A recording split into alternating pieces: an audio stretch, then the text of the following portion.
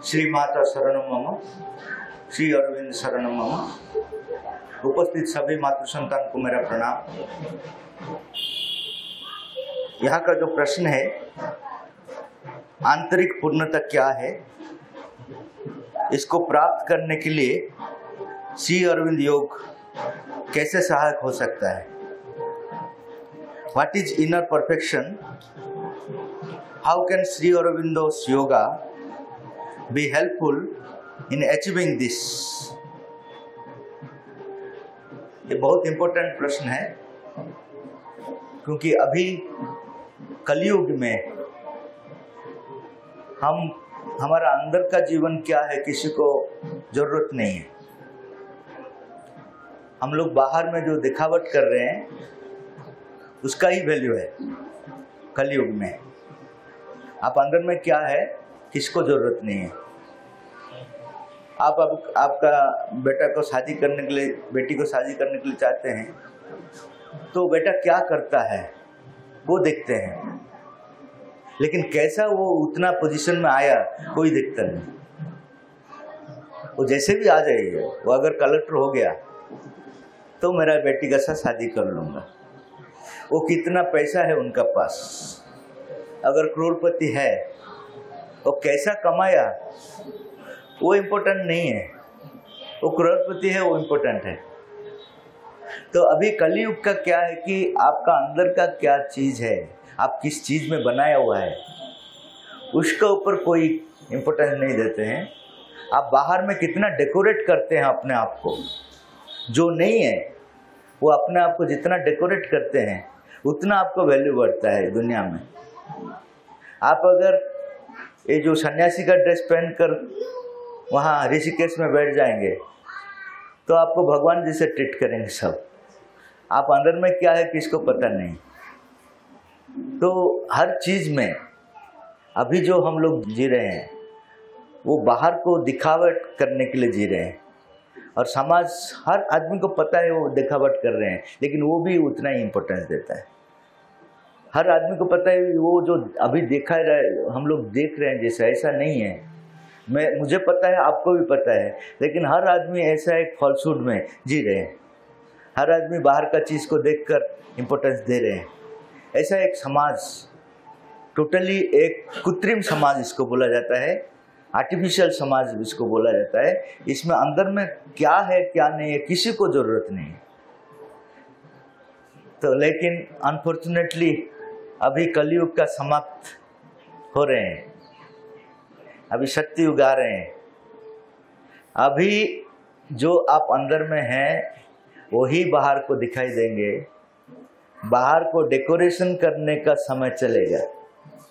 इसलिए ये क्वेश्चन बहुत इम्पोर्टेंट है कि आप अगर बाहर को दिखाने के लिए कुछ कर रहे हैं उसको बंद करना पड़ेगा, नहीं तो आपका वैल्यू नहीं रहेगा। अभी जो सत्ययुग आ रहे हैं, सत्ययुग में आप अंदर में जो है वही बाहर में प्रकट होगा। अभी बहुत समय था हम लोग बाहर को दिखावट कर कर जी लिए, लेकिन वो समय चले गया।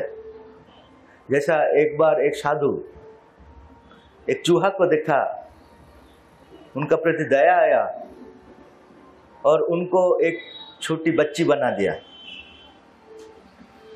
मनुष्य का बच्ची बना दिया, और अपना गोद में उनको ले लिया, उनका अपना बेटी बना दिया। वो भी बहुत सुंदर थी, सबको अच्छा लगती थी, सबका प्रिय पात्र थी। वो तो चलती थी ऐसा, अंदर में क्या है वो किसी को ज़रूरत नहीं था। वो बाहर में सुंदर थी, उतना ही ज़रूरत था। लेकिन उनकी जब शादी का समय आ गया,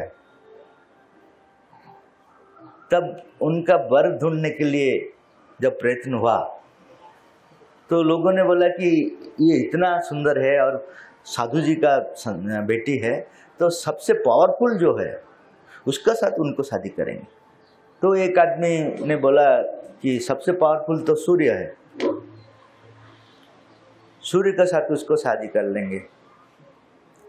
लेकिन दूसरा आदमी बोला कि नहीं, तो बादल तो उसको रोक देता है, ढकेल देता है, तो सूर्य से ज़्यादा पावरफुल बादल है। बादल से उनका साथ मैरिज कर लेंगे। दूसरा तीसरा आदमी बोला कि बादल को तो पर्वत रोक लेता है, तो पर्वत तो उनसे पावरफुल है।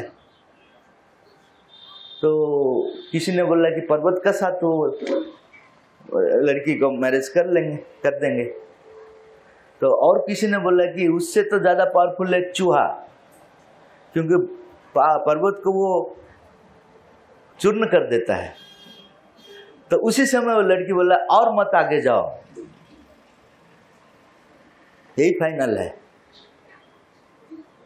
क्यों आगे जाने के लिए मना किया? वो इतना तो चल रहा था, सूर्य से चल रहा था धीरे धीरे, चूहा तक जब आ गया वो बोला और आगे मत जाओ, मुझे चूहा के साथ शादी कर दो। क्यों? क्योंकि वो अंदर से चूहा ही था। बाहर में वो बहुत सुंदर नारी हुआ था, लेकिन अंदर से क्या था? तो उनको क्या अच्छा लगेगा? तो हम लोग का भी अभी वो मैरिज समय आ गया, हम लोग जो अंदर है चूहा वो अभी निकलेगा। हम लोग जो सुंदर में बैठे हैं ना, लेकिन हमारा अंदर में चूहा है, वो कलयुग समाप्त हो जाने से अंदर का चीज निकलेगा। तो अभी भी समय है, हम लोग का अंदर का हम लोग ठीक कर लेंगे तो सत्ययुग में हमारा स्थान रहेगा, नहीं तो डिस्क्वालिफाइड हो जाएंगे। तो अंदर का चीज क्या है? अंदर का चीज जो हमारा अंदर में निस्वार्थ पड़ता है, हमारा अंदर में जो प्रेम है, हमारा अंदर में एक सभी के लिए एक सदिच्छा है, और ये दुनिया शांति से रहे। अगर मेरा पड़ोस का घर शांति में नहीं रहा तो मुझे अच्छा नहीं लगेगा। कहाँ पे कुछ अगर हो गया उसमें लगेगा मेरा भी उसमें रोल है। ये सब अंदर का पर्सनालिटी है, इसको बोलते हैं इनर परफेक्शन। ये सब गुण अगर मेरा अंदर में नहीं है,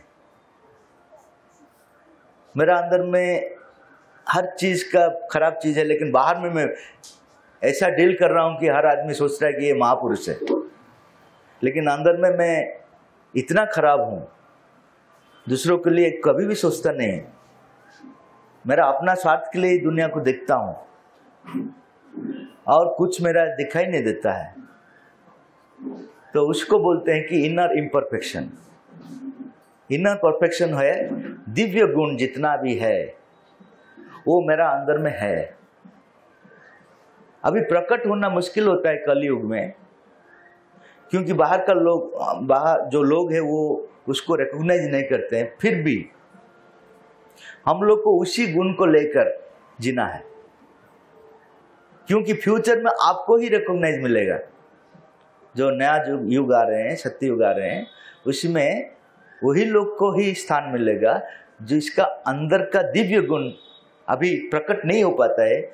अभी अपॉर्चुनिटी नहीं है। अभी अगर अच्छा लोग है उनको कोई पूछता नहीं। क्यों पूछता नहीं? उन लोग को तो बाहर का चीज में आकर्षण ज्यादा है, तो इसलिए उसको, लेकिन वो उनके लिए प्रिपरेशन है। जिसका अंदर में अच्छा गुण है उनके लिए प्रिपरेशन है कि नेक्स्ट जो फ्यूचर आ रहे हैं उन्हीं का एज आ रहे हैं, जो जहां व्यक्ति जितना अंदर से दिव्य गुण लेकर आएगा वही उसको ही पावर मिलेगा। अभी पावर किसको मिलता है? अच्छा आदमी को नहीं मिलता है पावर। जितना आप पॉलिटिक्स कीजिए, जितना इधर उधर कीजिए, जितना आप चीट कीजिए, वो पावरफुल पोस्ट में रहता है। और जो साधु है अंदर से, बाहर का बात नहीं बोल रहा हूं, वो अगर उसको तो बुलावा नहीं आएगा।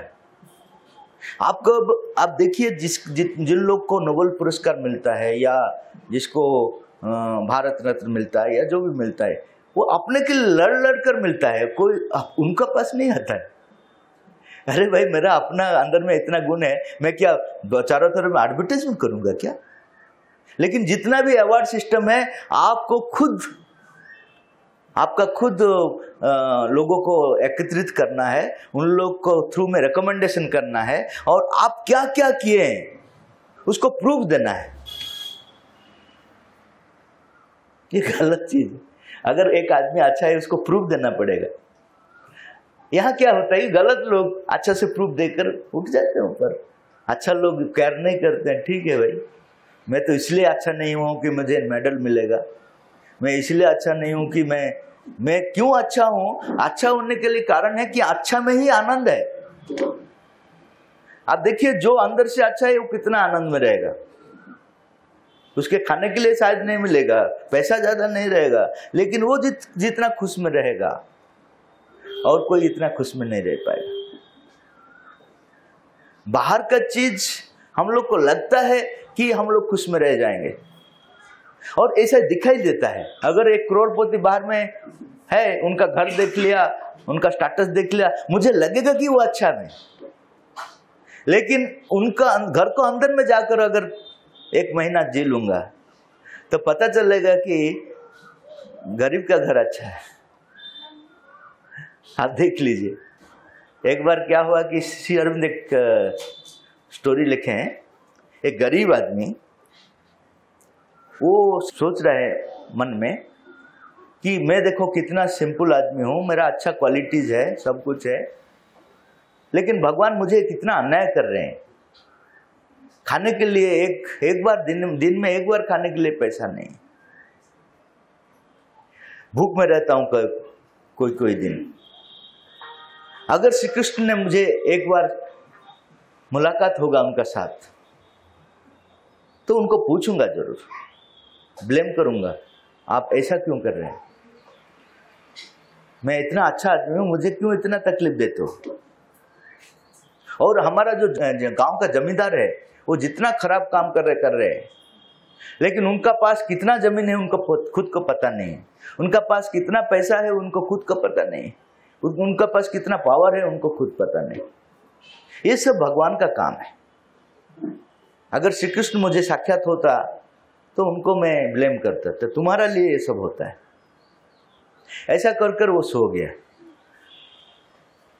सोने का समय एक स्वप्न देखा। स्वप्न में श्री कृष्ण स्वयं आ रहे हैं, लेकिन बच्चा का श्री कृष्ण जो छोटा जब थे वो श्री कृष्ण आ रहे हैं। कैसा पहचान हो गया, क्योंकि उनका आइडेंटिटी है वो जो मयूर का पंख है, उसको देखकर पता चल गया कि श्री कृष्ण आ रहे हैं। तो इन्होंने पूछा तुम क्या आ गया इधर मेरे पास। तो श्री कृष्ण बोल रहे मैं दो आदमी के पास जनरली आता हूं। एक है जो मुझे प्यार करता है, भक्ति करता है, उसका पास मैं आता हूं। दूसरा है जो मुझे चैलेंज करता है। कंस के पास आता हूं, भक्त के पास भी आता हूं। तुम तो कुछ समय पहले मुझे चैलेंज कर रहा था, आने से देख लूंगा, तुम ये सबका अन्याय का कारण तुम हो, तो मुझे तो तुम चैलेंज किया इसलिए मैं आ गया। जो आदमी ने बोला, गरीब आदमी, यहां भी तुम राजनीति कर लिया, मेरे साथ युद्ध करने के लिए आया नहीं, तुम तो बच्चा जैसा आया हो, तुमको तो गोद में लेने के लिए इच्छा होता है। ऐसा ही तुम राजनीति कर कर सबको, दुनिया को ठगते हो। अगर युद्ध करने के लिए मेरा साथ आते तो बड़ा होकर सुदर्शन चक्र लेकर आते थे। तुम्हारे साथ क्या युद्ध करूंगा, दया आता है तुमको देखने से। मेरा प्रश्न का उत्तर तुम्हारे पास नहीं है। मैं क्यों यहां इतना तकलीफ में हूं, इतना अच्छा आदमी होते हुए तुम्हारा पास आंसर नहीं है। हमारा जो गांव का जमींदार है उतना खराब आदमी है, वो इतना रिच पर्सन है, उसका पास सब कुछ है, वो क्यों है, वो प्रश्न का समाधान भी तुम्हारे पास नहीं है। तुम जो उत्तर देगा मुझे पता है क्या है, कर्म फल को जोड़ देगा तुम, जिसको हमको पता नहीं। तुम बोलेगा लास्ट जन्म में तुम बुरा काम किया था इसलिए अभी फल भोग रहे हो, मुझे पता नहीं लास्ट जन्म था कि नहीं था, तुम इसे झूठ मूठ बोलकर बोल देते हो, क्या प्रमाण है, इसलिए तुम यहाँ दुख में हो। और इस जन्म में जो अच्छा कर रहे हो नेक्स्ट जन्म में मिलेगा। कितना अच्छा थ्योरी तुम बना दिया हम लोग को ठगने के लिए। और मैं अगर पूछूंगा जी जमींदार क्यों इतना अच्छा में है, इतना बुरा काम कर रहे हैं, तो तुम वही बात बोल दोगे कि लास्ट जन्म में वो अच्छा काम किया था, उसी का फल वो भोग रहे हैं। अभी जो खराब काम कर रहे हैं नेक्स्ट जन्म में भोगेगा ना। पहला का जन्म हम लोग को तुम दिखाते हो कि बाद का जन्म दिखाते हो, दिखाओ तो प्रमाण मिलेगा। जो बोलते हो उसका प्रमाण तो कुछ नहीं है, ऐसा ही तुम दुनिया को ठगते हो। तो श्री कृष्ण ने बोला मैं इसलिए तुमको बोलने के लिए नहीं आया, मैं तुमको दिखाने के लिए आया। इसलिए उनका ऊपर हाथ, उनका सिर का ऊपर हाथ दे दिया। तो वो सूक्ष्म शरीर में उस वही जमींदार का पास चले गए दोनों। ये जमींदार को देख पाते हैं लेकिन जमींदार इनको नहीं देख पाते क्योंकि सूक्ष्म शरीर में गए। ये जमींदार का बाहर का स्टेटस देख रहे हैं, अंदर का अवस्था भी देख रहे हैं, अंदर का स्थिति क्या है देख रहे हैं, अंदर का भी पता चल जाता है। बाहर में क्या है कि लोग आकर सम्मान करते हैं, नमस्कार करते हैं और वो उनको कुछ पैसा देते हैं, चलता है गाड़ी। वो जो अंदर में देखते हैं कि उनका इतना टेंशन है, वो 5 मिनट सो नहीं पाता है क्योंकि उतना इनका इतना संपत्ति है, कभी चोरी करके ले जाएगा उसमें डर है। उनका बेटा कहाँ बदखर्च करता है और बेटी और कुछ करता है, ये सब में उनका टेंशन है। वो 5 मिनट सो नहीं पाता अच्छा से। इन्होंने सोचा तो अरे मैं सोच रहा था ये कितना आनंद में होगा, लेकिन उनसे तो मैं तो अच्छा हूं। मैं सुबह रात 10 बजे सोता हूं तो सुबह 10 बजे उठता हूं, कितना अच्छा नींद होता है मुझे मेरा। ये तो 5 मिनट नहीं सो पाता है, इससे तो मैं अच्छा हूं। तो श्री कृष्ण ने पीछे से हाथ मार लिया, बोला देखो तुम बोल रहे थे ना कितना शांति में हो, मुझे क्या पता था कि अंदर में ऐसा है, अब मुझे तुम गाली देते हो।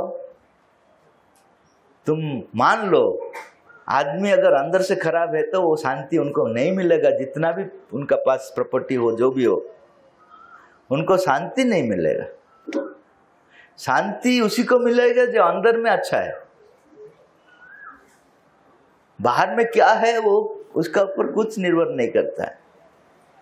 तो उन्होंने मान लिया, लेकिन पूछा तो मैं तो अच्छा हूं अंदर में, मुझे क्यों शांति नहीं है। तो श्री कृष्ण बोले तुमको ओवर एस्टिमेट क्यों कर देते हो। अच्छा आदमी के पास जाना चाहते हो तो मैं तुमको ले जाऊंगा, तुमको बहुत अच्छा आदमी बोलकर ओवर एस्टिमेट कर रहे हो, लेकिन सही अच्छा आदमी कौन है मैं तुमको उनका पास ले जाता हूं। फिर उनको छू लिया तो एक जंगल में चले गए। एक तपस्वी तपस्या कर रहे हैं, उनका ओट से निकलता है श्री कृष्ण श्री कृष्ण, कृष्ण कृष्ण,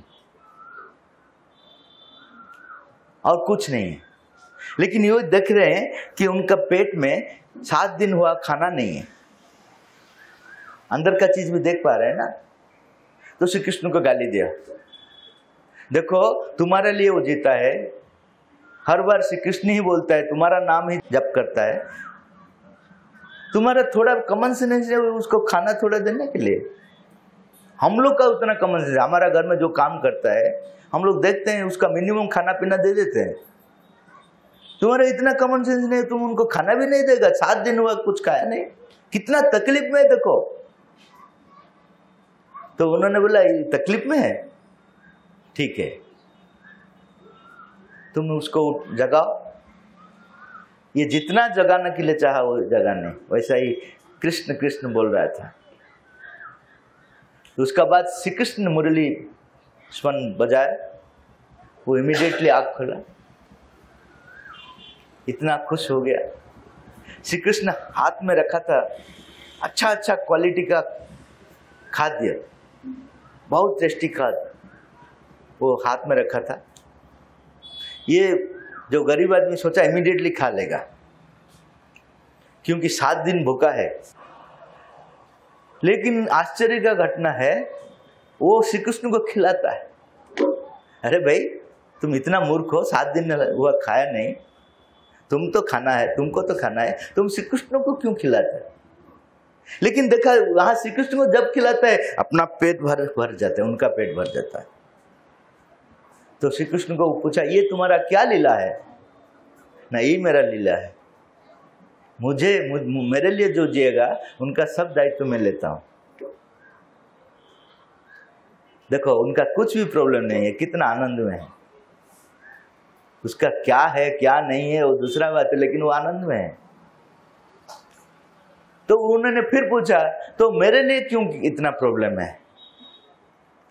तो उन्होंने बोला तुम ना अच्छा आदमी हो ना बुरा आदमी हो, तुम इन बिटवीन हो। तुम्हारा अंदर में अच्छा क्वालिटी है, बुरा क्वालिटी भी है, और तुम मेरे पास आए हो, तुमको ऑपरेशन करना ही है। एक सोना में अगर खाद मिल गया, इम्प्यूरिटी है, तो सुनारी क्या करेगा? उसको उससे निकालेगा, आग में डालेगा, उसको निकालेगा, ट्रीटमेंट चलेगा।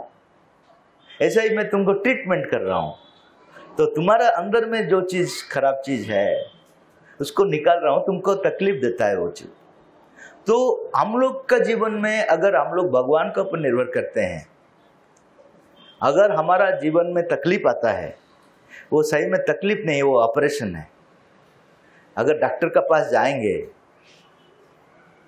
आपका अंदर में जो प्रॉब्लम है वो ऑपरेशन करेगा, वो आपका अच्छा के लिए करेगा या बुरा के लिए करेगा? वो जितना तकलीफ होने से भी हम लोग पैसा देकर आते हैं कि नहीं आते हैं, क्योंकि हमको पता है कि वो ऑपरेशन कर रहे हैं। ऐसा ही भगवान जब ऑपरेशन कर रहे हैं, हम लोग उसका प्रति ग्रैटिट्यूड देना है या उसको गाली देना है? जो भगवान का ऊपर निर्भर करता है, उसका जीवन में अगर तकलीफ आता है, वो तकलीफ उनको प्यूरिफाई करता है, उनको भगवान जैसा बनाता है। जैसा पहाड़ में एक पत्थर है, वो पत्थर को अगर एक कलाकार लेकर आता है, मूर्तिकार, उसका भाग्य में अभी तकलीफ ही लिखा है, अच्छा में वो था पहाड़ में, अभी अगर वो मूर्तिकार लेकर आया उनको घर को, उनका तकलीफ शुरू हुआ, दिन रात मरेगा, दिन रात मरेगा। ये पत्थर पूछेगा मैं तुम्हारा क्या अन्याय किया था, तुम मुझे इतना क्यों मार रहे हो? तुम तो मुझे अच्छा बोलकर सिलेक्ट किया हो, तुम मुझे इतना क्यों मार रहे हो? वो बोले कि तुम अच्छा हो, ठीक है, लेकिन तुमको परफेक्ट बनाना चाहता हूं, इसीलिए मार चाहिए, तुम अभी समझोगे नहीं, और 6 महीने का बाद आप तुम मुझे पूछोगे तो तुम खुद देख पाओगे तुम क्या था और क्या हो गया। एक पत्थर था, एक सुंदर मूर्ति बन गया, लेकिन पत्थर से मूर्ति बनने के बीच में जो तकलीफ है, वो तकलीफ हमारा अच्छा के लिए है। तो यही है, जो अंदर से ठीक है उसका जीवन में अभी तकलीफ ज्यादा है। क्यों ज्यादा है? उसको बनाते हैं भगवान, सत्ययुग के लिए एक सुंदर मूर्ति बनाते हैं। तो हम लोग का जो इनर परफेक्शन जो बोलते हैं, अंदर से हमारा जितना दिव्य गुण है, वो दिव्य गुण हमारा अंदर में विकसित करना है। अभी कम समय है, सत्ययुग आने वाला है, वो कम समय में हमारा अंदर में दिव्य गुण बनाना है। दिव्य गुण का मतलब मैं अगर अच्छा आदमी हूं, अच्छा किस लिए हूं? इसलिए नहीं है कि दूसरे लोग मुझे बोलेंगे अच्छा है, इसलिए कि अच्छा गुण मेरा नेचर है। जैसा सूर्य किरण हर जगह में होता है, अच्छा जगह में होता है, बुरा जगह में होता है, क्योंकि उनका गुण है, उनका नेचर है, वो हर जगह में जाएगा। हवा हर जगह में जाता है क्योंकि उनका नेचर है। ऐसा ही मेरा नेचर अच्छा है, उसमें मेरा शत्रु और मित्र कोई नहीं है। हर आदमी का ऊपर मेरा प्रेम है। क्यों प्रेम है? क्योंकि मेरा नेचर है वो, और कोई बाहर का कारण नहीं है। तो उसको बोला जाता है कि दिव्य गुण। दिव्य गुण बाहर का परिस्थिति का ऊपर निर्भर नहीं करता है, अपने आप उस चीज में वो बनाया हुआ है। तो वो चीज जब हमारा अंदर में आ जाएगा, उसी को बोलते हैं इनर परफेक्शन। और इनर परफेक्शन ही बाहर में प्रकट होगा सत्ययुग में। अगर इनवर्डली आपका कुछ नहीं है, तो बाहर में प्रकट होने के लिए कुछ नहीं है, आप वहां, आपको स्थान ही नहीं है सत्ययुग में। जैसे एक घर बना देते हैं, बाहर में आप जितना डेकोरेट कीजिए, अंदर में अगर मटेरियल खराब है तो घर लास्टिंग करेगा क्या? गिर जाएगा। अब जितना भी डिस्टेम्पर दीजिए, जितना भी बाहर को कर लिए, तो अंदर का जो चीज मटेरियल है उसको स्ट्रेंथन करने का समय आ गया। अभी डेकोरेट बाद में करना, डेकोरेट का जरूरत नहीं होगा, क्योंकि अंदर में जो है वही बाहर में प्रकट होगा। अभी बाहर में अलग से डेकोरेट करने का समय चले गया। तो वही है, inner perfection will lead to outer perfection. Outer perfection के लिए हम लोग को प्रयत्न करना पड़े, जरूरत नहीं होगा। आप अंदर से दिव्य हो जाइए, बाहर में सब कुछ दिव्य हो जाएगा। वही समय आ गया।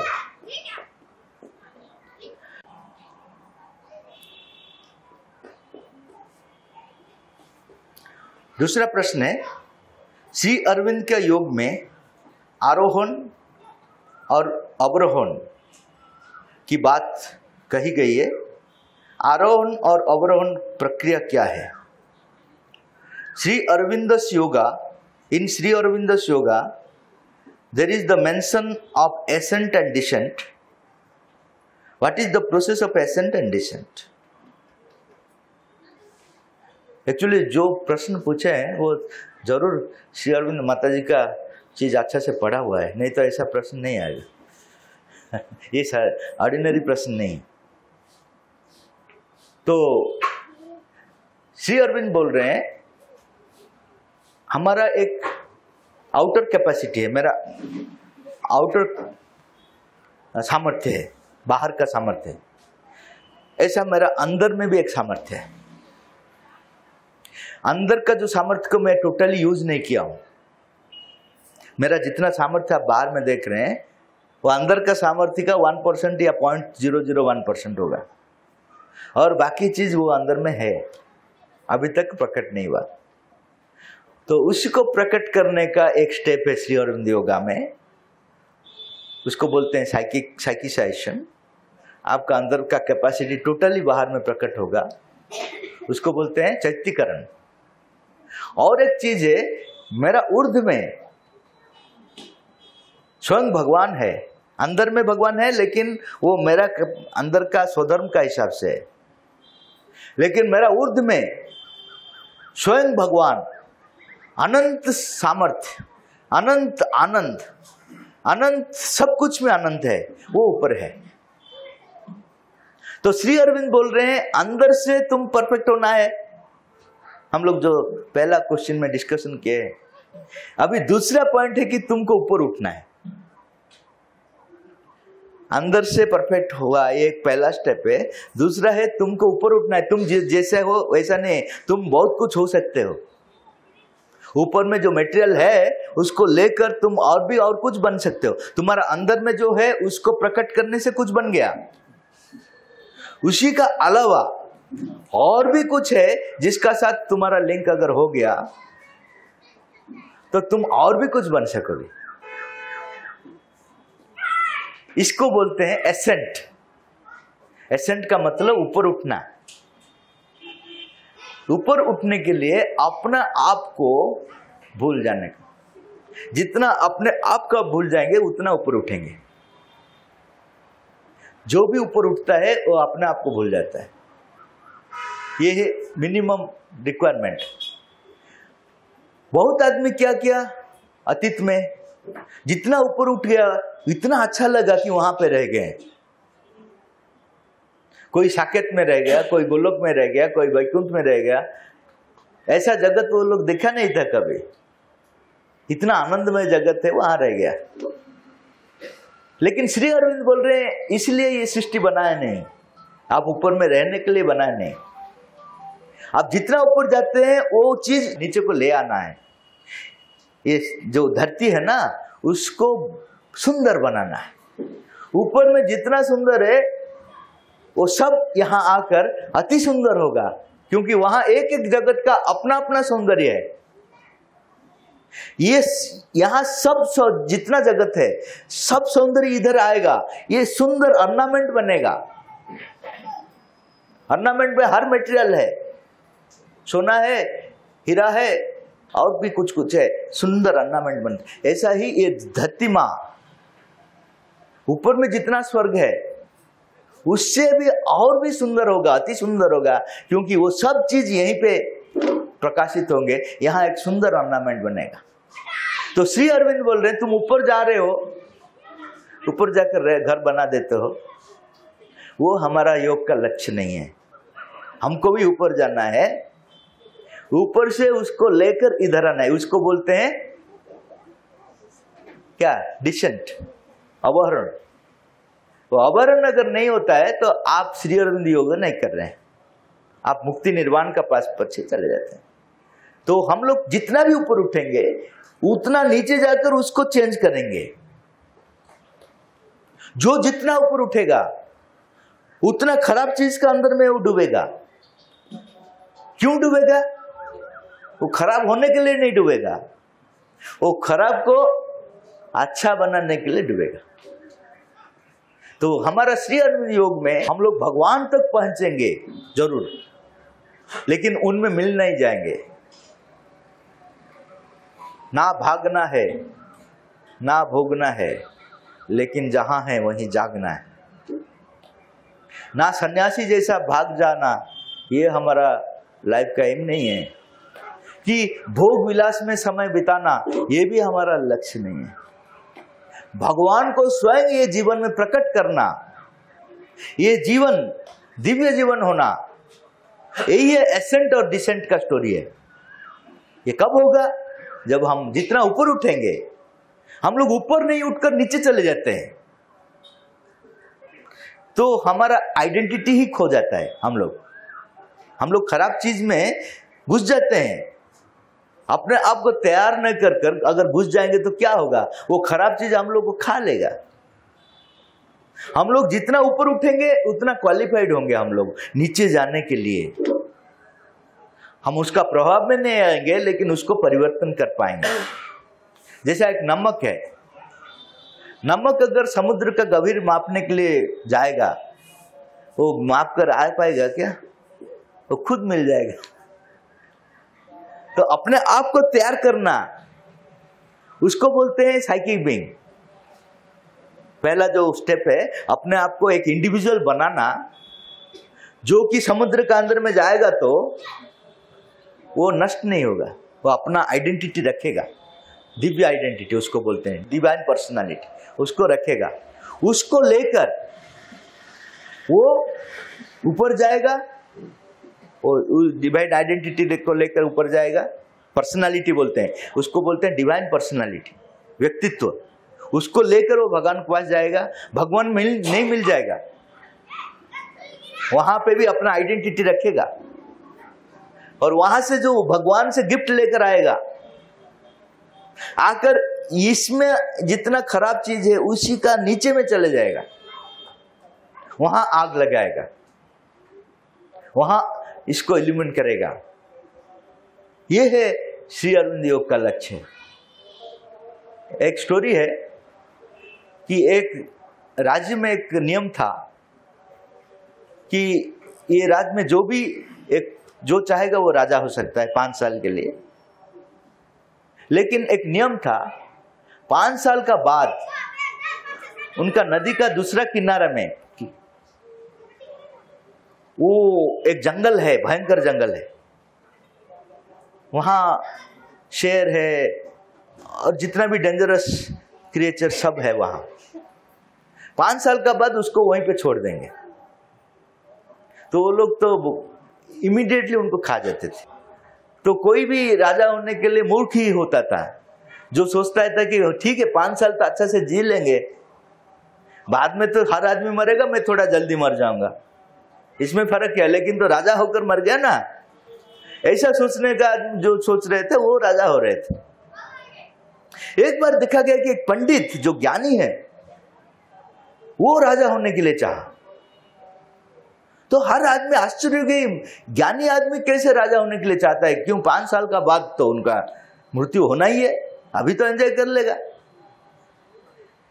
वो किसी को कुछ नहीं बोला, राजा हो गया, यहां एंजॉय नहीं किया, वो नदी का दूसरा किनारा चले गया, उसको नीट एंड क्लीन करा दिया, एक राजप्रसाद बना दिया, एक राज्य बना दिया, नया राज्य बना दिया। 5 साल जब खत्म हुआ, उनको जब उसी तरफ में छोड़ दिए तो वहाँ ऑलरेडी लोग थे, यहाँ का जो ओबीडियंट लोग थे वहाँ उधर खड़े हुए थे उनको इनवाइट करने के लिए, वहाँ पर राजा बन गया। यही है श्री अरविंद का योग। यहाँ छोड़कर जाना नहीं है, इसको बनाना है। यही है एसेंट और डिसेंट का स्टोरी। एसेंट और डिसेंट का पहले हम लोग को बनना है एक इंडिविजुअलिटी, वो है साइकिसाइजेशन। साइकिसाइजेशन बनकर ऊपर जाना है, ऊपर जाकर वहां नहीं रहना है, वहां से प्राचुर्य लेकर, दिव्य प्राचुर्य को लेकर इधर आना है, इसको स्वर्ग बनाना है। और अगर यहाँ स्वर्ग बन गया वो स्वार्थपरता नहीं है, क्योंकि यहाँ अगर स्वर्ग बनता है वो सबके लिए बनता है, उसके लिए नहीं बनता है जो लेकर आया है। यही धरती माँ का नेचर है। मुक्ति निर्वाण में जो साधना करता है वही चले जाता है। दूसरा लोग, उनका अपना लोग भी कष्ट में इधर रहते हैं, लेकिन पृथ्वी का नेचर वो नहीं है। अगर इंजीनियर ने नेशनल हाईवे बना दिया, वो उनके लिए बनाया क्या? उसमें हम लोग जाते हैं, एडवांटेज लेते हैं। यही धरती माँ का नेचर है, सबके लिए। ये एक आदमी के लिए ने जो किया है, तो वो जब वो सब लेकर इधर आता है, और अगर धरती माँ स्वर्ग बन जाता है तो सबके लिए स्वर्ग बनता है, एक आदमी के लिए नहीं।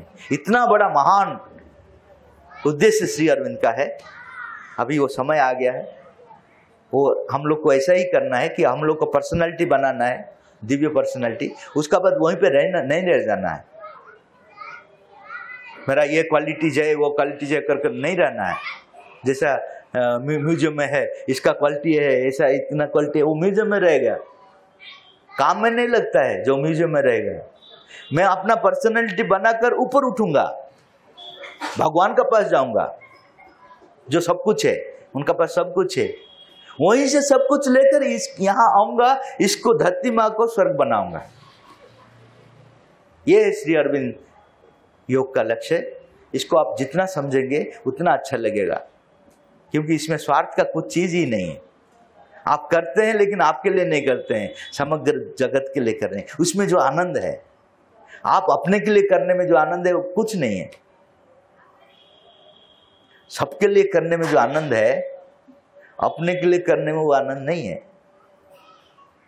वो आनंद जिसको मिल गया वो कभी अपना के लिए सोचेगा नहीं, स्वार्थपरता उसको डिसअपियर कर जाएगा अपने आप। तो ये है एसेंट और डिसेंट, आरोहण और अवरोहण का स्टोरी है। अमरत्व क्या है? अमरत्व कैसा प्राप्त किया जा सकता है? इंसान को अमर बनने की अभिप्सा क्यों रखनी चाहिए? क्या अमरत्व को प्राप्त करने कर हम सुख प्राप्त कर सकते हैं? अमरत्व का मतलब है आपका अंत नहीं है। वो तो हम लोग को पता है कि हमारा आत्मा का अंत नहीं है। आत्मा थे, अभी है और रहेगा, ये तो हम लोग को पता है। एक्सपीरियंस नहीं है लेकिन पता है कि हमारा आत्मा अमर है। श्री अरविंद वो बात नहीं बोलते हैं। श्री अरविंद बोल रहे हैं हर चीज भगवान से आया है, ये शरीर भी भगवान से आया है। अगर भगवान अमर है तो मेरा शरीर भी अमर होगा। अभी तक ये बात कोई सुना नहीं था। अभी तक हम लोग सुना है कि अगर शरीर है तो मरेगा निश्चय, जन्म लिया तो मरेगा जरूर। श्री अरविंद बोल रहे हैं अभी तक तुम जो देखे हो उसी को तुम एक्सटेंड कर रहे हो। हाफ सीनरी देखे हो, हाफ सीनरी को ही तुम एक्सटेंड कर रहे हो, वो नहीं है। ये जो शरीर है ये अमर कैसा होगा? अमर का मतलब क्या है? अमर का मतलब है अमर चेतना का जो एक शरीर से दूसरा शरीर को आप चेंज करते हैं, उस समय कट नहीं जाएगा। अभी क्या होता है कि मैं जब एक शरीर से दूसरा शरीर को चेंज करता हूं, मेरा चेतना कट जाता है, इसीलिए मुझे लगता है कि मैं मर गया, खत्म हो गया। उस समय आप शरीर परिवर्तन करेंगे जरूर। अमरत्व का मतलब नहीं है कि एक ही शरीर में रहना है। अमरत्व का मतलब है कि आप शरीर परिवर्तन करेंगे, लेकिन एक शरीर से दूसरा शरीर को आप जब जाते हैं तब आपका चेतना डिस्कनेक्ट नहीं हो जाते, आप बेहोश नहीं हो जाते हैं। आप सचेतन होकर एक शरीर से दूसरे शरीर को जाते हैं, तब आपको लगता है कि मैं तो था हूं। अभी क्यों लगता है कि मैं मर गया? क्योंकि एक शरीर से दूसरा शरीर को जाने के समय मैं बेहोश हो जाता हूं। फिर मेरा दूसरा जीवन में थोड़ा शुरू होता है, मैं फिर कॉन्शियस होता हूं, फिर कुछ दिन तक जाता हूं, फिर बेहोश हो जाता हूं। ये बेहोश ही नहीं रहेगा, लेकिन शरीर परिवर्तन होते रहेगा, नया नया शरीर। अभी जैसा मेरा ड्रेस, नया नया ड्रेस मैं पहनता हूं और उसमें आनंद है। ऐसा नहीं है कि मेरा ड्रेस खराब हो गया इसलिए मैं चेंज कर रहा हूं। मेरा पास बहुत अच्छा ड्रेस है, फिर भी मैं नया ड्रेस पहन रहा हूं, क्योंकि नया ड्रेस पहनने में आनंद है। ऐसा ही उस समय मैं ड्रेस चेंज करूंगा। अभी क्या है कि मेरा ये शरीर को छोड़ने में मेरा भय है। क्यों भय है? क्योंकि मुझे पता चलता है शरीर का साथ मेरा भी अंत हो जाता है। ये गलत है, मेरा अंत नहीं होता है। इसलिए मैं ये शरीर जितना भी खराब हो उसको मेडिकेटेड कर कर, सलाइन देकर उसको ही ठीक करना चाहता हूं। उसी समय वो जरूरत नहीं होगा। उस समय क्यों जरूरत नहीं होगा? क्योंकि आपको पता है ये शरीर एक ड्रेस जैसा है। एक शरीर को छोड़ने से नया ड्रेस पहनेंगे और वे अच्छा दिखाई देंगे। तो इसको बोला जाता है अमरत्व। लेकिन अमरत्व होने से पहले आपको प्यूरिफाई होना है, नहीं तो आपका जो गुण है वो अमर हो जाएगा, आपका अहंकार अमर हो जाएगा, आपका स्वार्थपरता अमर हो जाएगा, आपका जितना खराब गुण वो अमर हो जाएगा। ऐसा नहीं होगा। अमरत्व उन्हीं लोग को मिलेगा जो पहले अपने आप को प्योर गोल्ड बनाया। एक बच्चा ने मुझे पूछा था स्कूल का कि अच्छा, जब अतिमानव होंगे, दिव्य मानव होंगे, वो अदृश्य हो पाएगा क्या? मैं बोला जरूर हो पाएगा, वो जो भी चाहेगा वो हो पाएगा। तो उन्होंने बोला बहुत अच्छा है, मैं होटल में जाऊंगा, खा लूंगा, पैसा देने के समय अदृश्य हो जाऊंगा। तो मैं बोला कि तुम तो पहले डिस्क्वालिफाइड हो गए हो, अतिमानव नहीं हो पाओगे। क्योंकि अतिमानव होने के लिए पहला क्वालिफिकेशन है तुम्हारा अंदर में ये आइडियाज नहीं आना है। दूसरों को चीट कर कर मैं बेनिफिट लूंगा, ये आइडिया जब तक तुम्हारा अंदर में है तुम तो बनोगे नहीं। तो पहला पार्ट है प्यूरिफिकेशन, उसका बाद में दिव्य मानव। ऐसा हम लोग जैसा है वैसा ही दिव्य मानव नहीं होंगे। तो ये अमरत्व हम लोग चाहेंगे नहीं। हम लोग क्या चाहेंगे? भगवान का प्रकाश चाहेंगे। अमरत्व उसका कॉन्सिक्वेंस है, नेचुरल कॉन्सिक्वेंस होगा। हम लोग उसका पीछे भागना नहीं है। हम लोग भगवान का चेतना, सच्चिदानंद चेतना जीवन में जितना प्रकट करेंगे उतना हम योग्य होंगे अमरत्व के लिए। अमरत्व का हमारा लक्ष्य नहीं है। हमारा लक्ष्य भगवान को प्रकाश करना, उसका कॉन्सिक्वेंस है अमरत्व।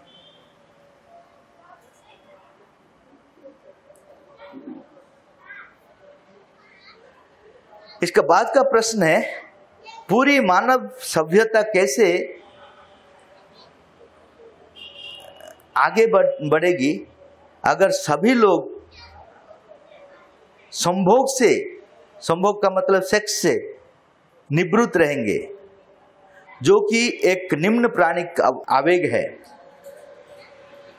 How will the whole human civilisation progress if everyone abstains from sex, which is a lower vital impulse? ये बहुत इंपॉर्टेंट पॉइंट है, हर जगह में ये पॉइंट आता है। क्योंकि आपको अतिमानव होने के लिए ब्रह्मचर्य इंपॉर्टेंट है। सेक्स एक्टिविटीज नहीं चलेगा तो समाज में पॉपुलेशन कैसा आएगा, जन वृद्धि कैसा आएगा, ये हर आदमी का प्रश्न है। ये एक बीच का प्रोसेस है, नेचर का था।